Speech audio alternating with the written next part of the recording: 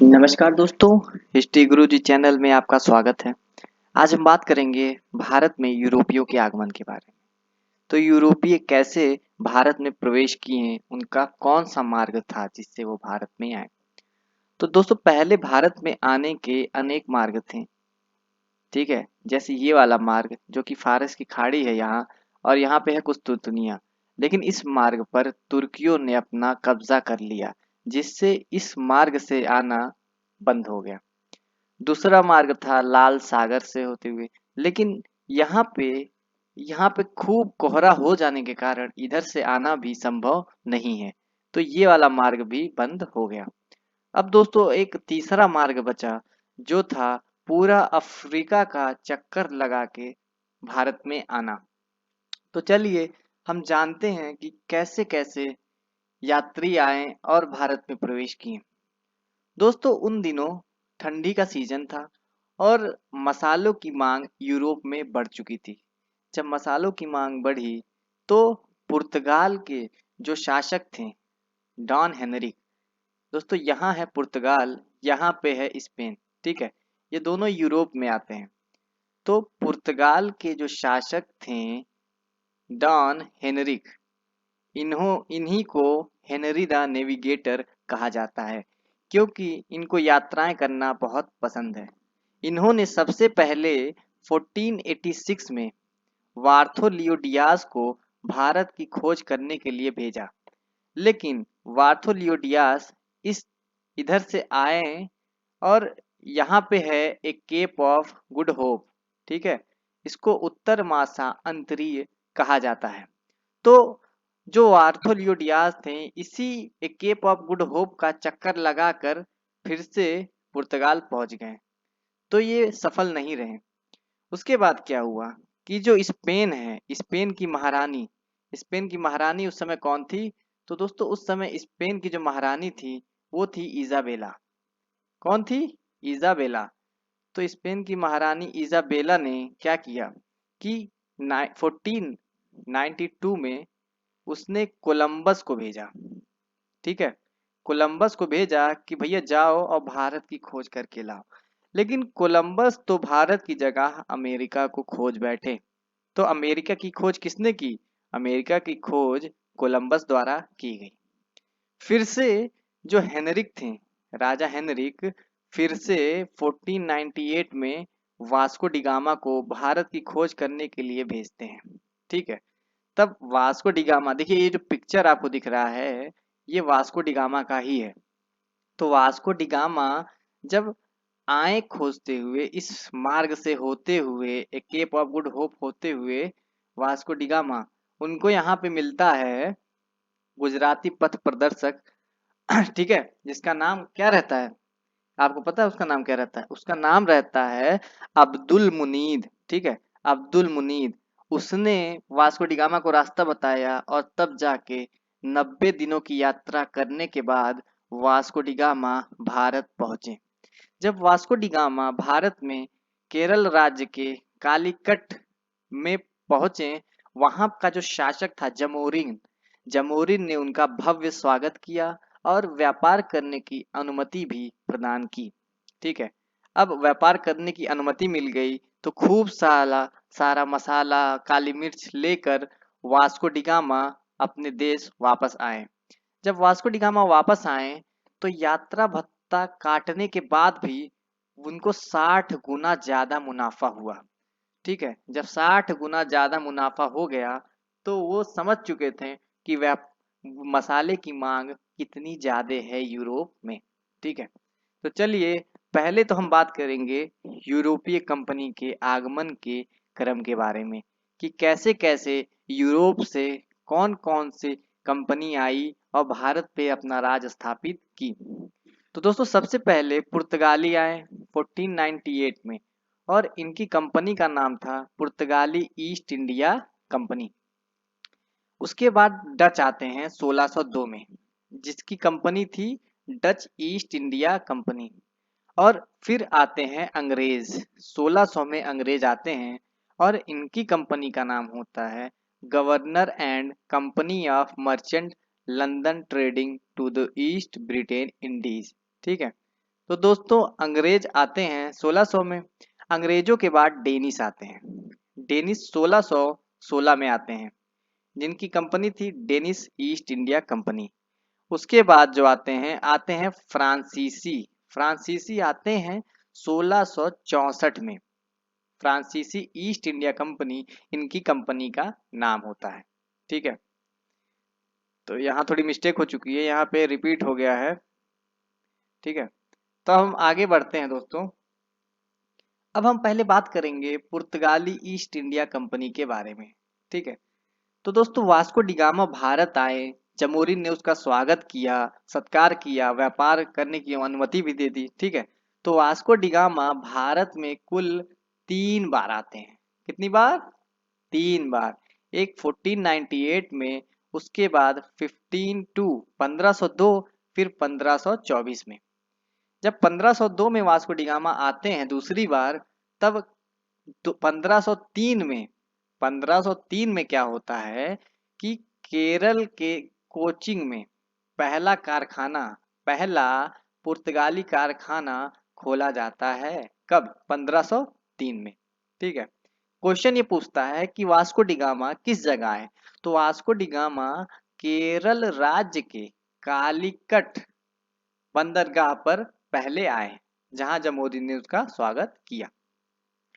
फिर 1524 में जब वास्को डिगामा आते हैं अंतिम बार, उसी समय 1527 में क्या होता है कि कोचिंग में उनकी मृत्यु हो जाती है। ठीक है, वास्को डिगामा की मृत्यु 1527 में हो जाती है।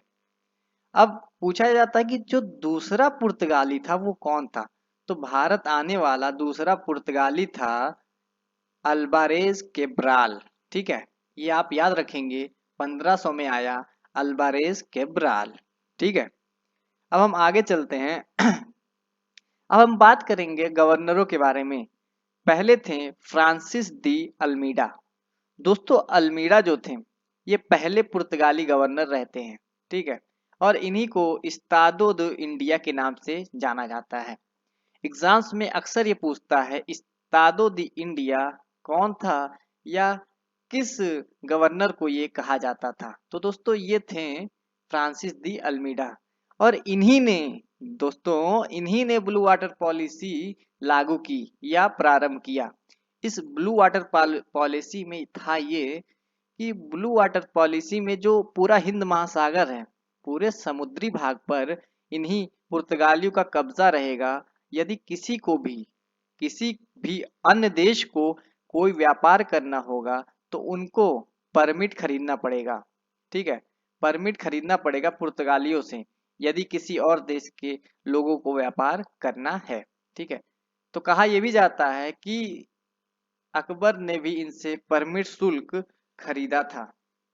ठीक है, अब दोस्तों हम बात करेंगे फ्रांसिसो दी अल्बुकर्क।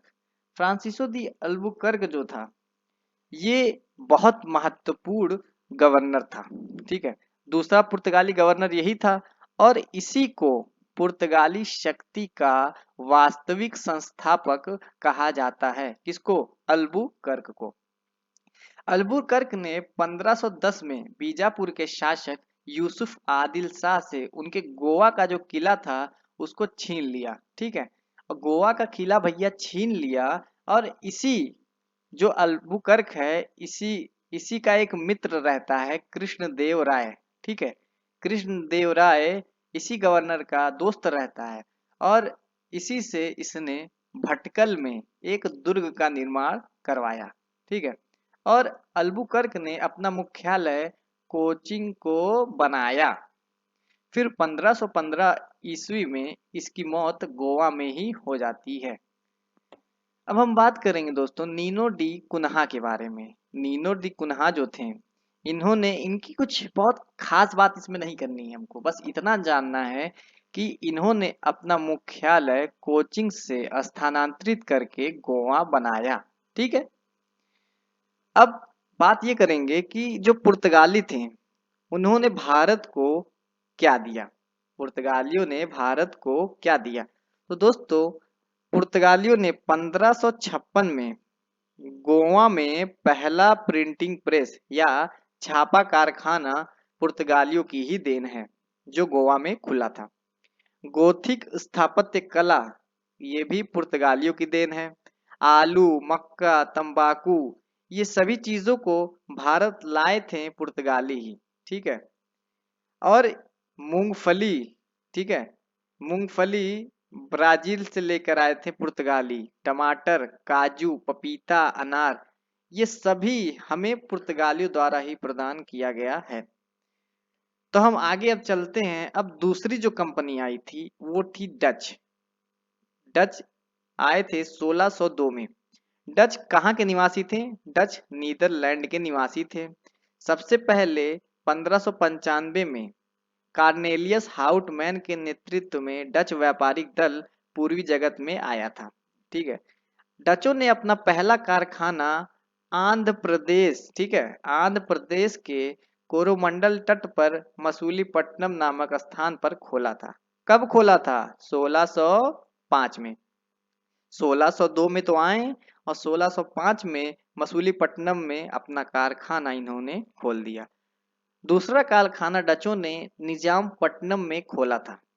1627 में पश्चिम बंगाल में पिपली, ठीक है, पिपली एक जगह है पश्चिम बंगाल में, वहां पे पहला कारखाना अपना डचों ने खोला। क्वेश्चन ये पूछता है कि बंगाल में डचों ने अपना पहला कारखाना कहाँ और कब खोला? तो दोस्तों उन्होंने पहला कारखाना 1627 में पिपली में खोला। ठीक है। तो दोस्तों अब हम बात करेंगे डच जो थे वो 1653 में चिंसुरा में एक कोठी भी खोले थे। ठीक है। जिस कोठी को गिस्ताउड फोर्ड के नाम से भी जाना जाता है। अब डचों का अंत कैसे हो गया? डचों का अंत हुआ बेदरा के युद्ध के बाद। जो बेदरा का युद्ध हुआ 1759 में बेदरा का युद्ध हो गया डचों का। किसके साथ? अंग्रेजों के साथ।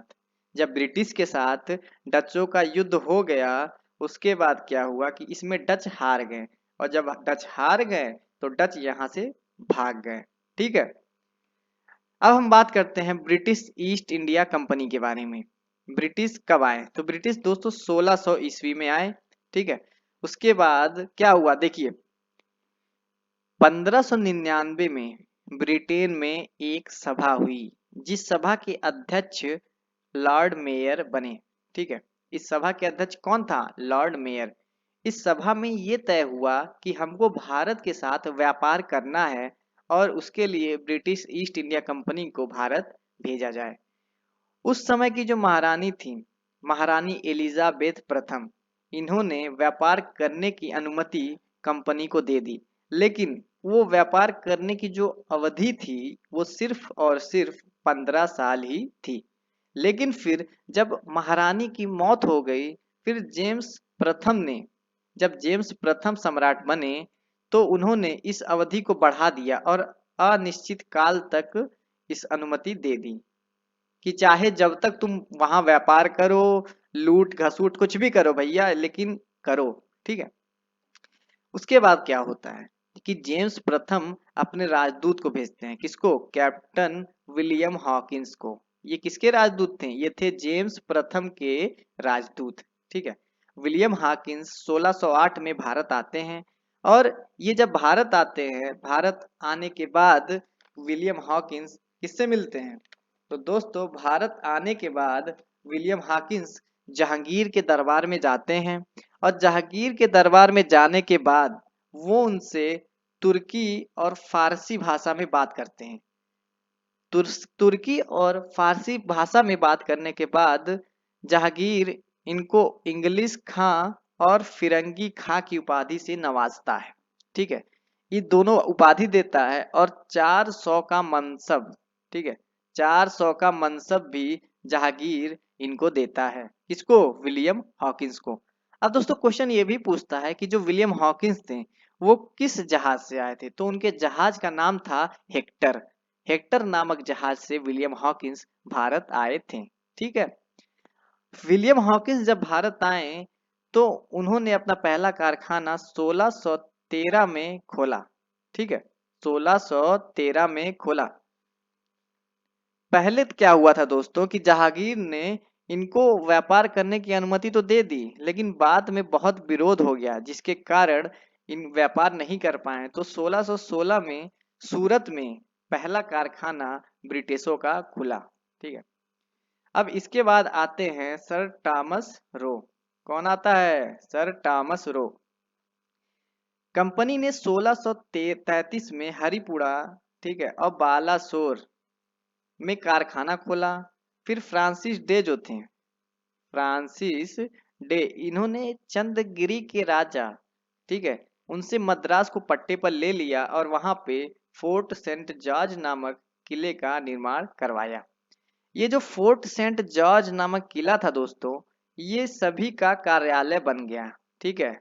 जो हरिपुरा था, बालासोर था, और भी जगह जितने कार्यालय कारखाने थे, उन सभी का ये मेन पॉइंट हो गया। मतलब यहीं से सब कुछ देखा जाता था, कहाँ क्या कैसे हो रहा है। यानी कंट्रोलिंग फोर्ट सेंट जॉर्ज नामक जगह से होता था। इसका निर्माण किसने करवाया था? फ्रांसिस डे ने। दोस्तों फ्रांसिस ने मद्रास शहर को बसाया। क्वेश्चन ये भी पूछता है कि मद्रास शहर को किसने बसाया? तो मद्रास शहर को बसाने का काम फ्रांसिस डे ने किया।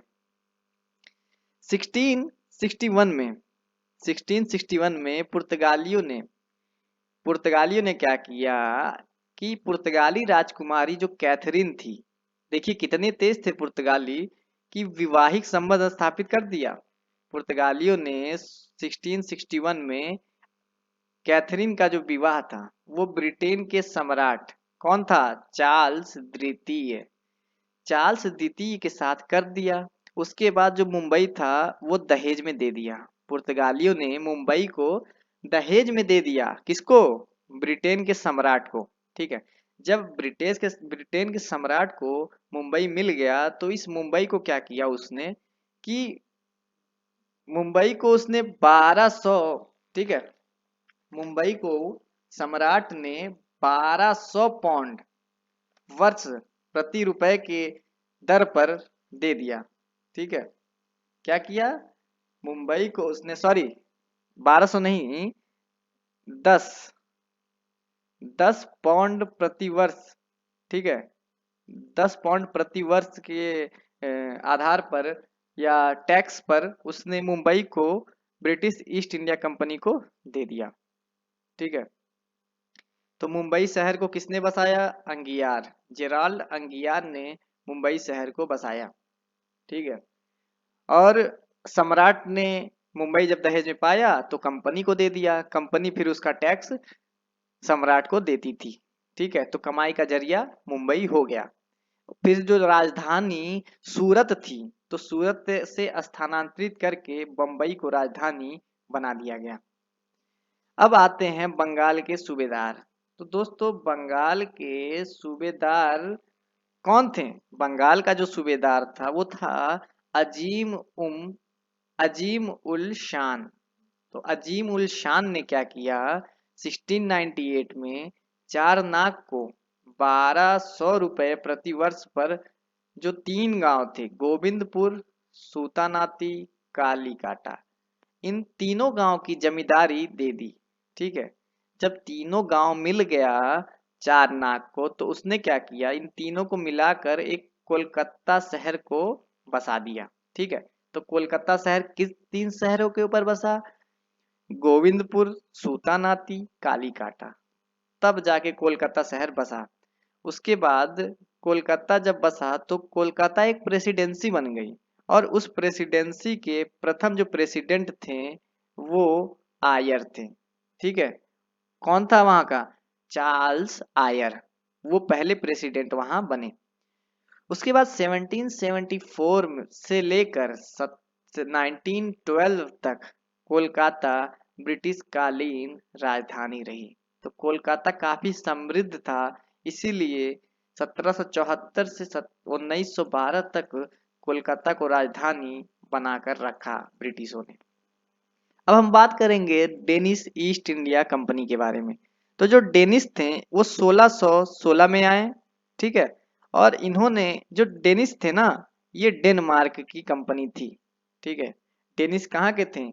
डेनिस डेनमार्क से आए हुए थे। ये काफी लंबा समय तक व्यापार नहीं कर पाए। इन्होंने पहला कारखाना 1620 में तमिलनाडु के तंजौर जिले में ट्रैंक्वार नामक स्थान पर खोला और दूसरा बंगाल में श्रीरामपुर में खोला 1676 में। उसके बाद 1745 में वे अपना सब कुछ बेचकर भाग गए। किसको बेचे थे? ये बेचे थे ब्रिटिशों को।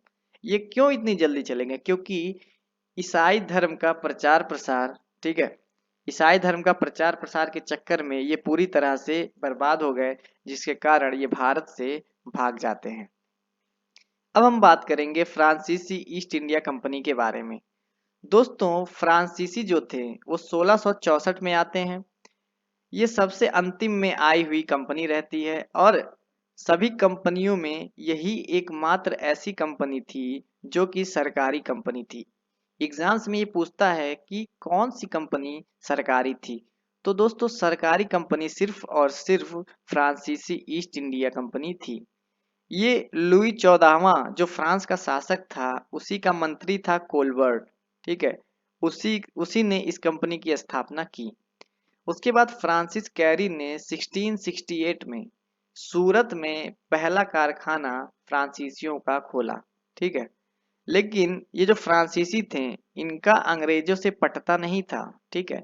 अंग्रेज इनसे बहुत नफरत करते थे, या यूं कहें तो अंग्रेज इनसे बहुत जलते थे, जिसके कारण इन दोनों में युद्ध हुआ, जिस युद्ध को हम कर्नाटक युद्ध के नाम से जानते हैं, ठीक है। कर्नाटक युद्ध किसमें हुआ? हाँ, तो दोस्तों, कर्नाटक युद्ध हुआ ब्रिटिश और फ्रांसीसियों के बीच। उस युद्ध को हम अगले वीडियो में पढ़ेंगे। तो दोस्तों, अभी तक अगर हमको हमारा वीडियो आपको पसंद आया हो तो हमारे वीडियो को लाइक, सब्सक्राइब और शेयर करना ना भूलिएगा।